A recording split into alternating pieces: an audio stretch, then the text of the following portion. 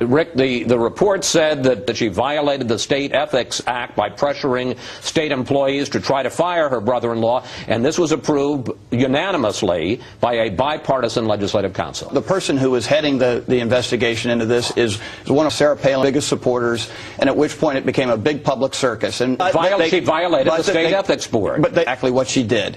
And so the bottom line is Sarah Palin now drops dead, and there's absolutely no follow-up. Look, David, I didn't interrupt you when you were speaking. I think you both interrupted each other. Actually, you did. You did it repeatedly. So the bottom line is David actually has a very good point. He says, you know what, we need corruption. You know, John McCain is the only candidate for president right now who's actually done corruption in Washington. And do we really believe that the American public is going to feel safe by having Sarah Palin in the head of the White House from the same party that's had so many challenges with the way they've run Washington? I think it's a major issue as to who's got the track record and experience to root out corruption in Washington, and that's only one guy on this campaign, and that's Obama. Right, David, you get the last word, and talk, if you will, about this argument that, you know, if you elect John McCain and you have a strong Democratic majority in both the House and the Senate. I think the way you root out corruption in Washington is first take on the lobbyist culture, and you know what we can have are lobbyists making millions of dollars selling access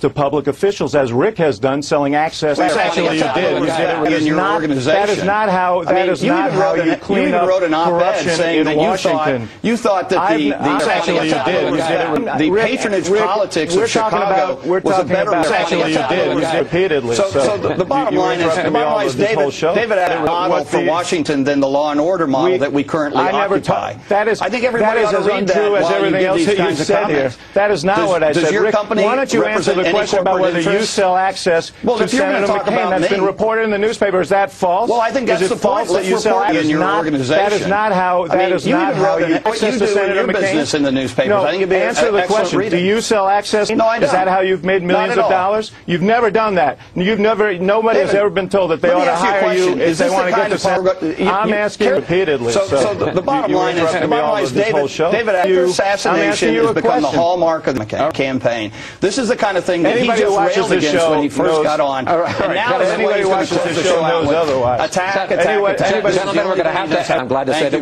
we settled all that. David, it's nice to see you on TV. We're going to have to end it there.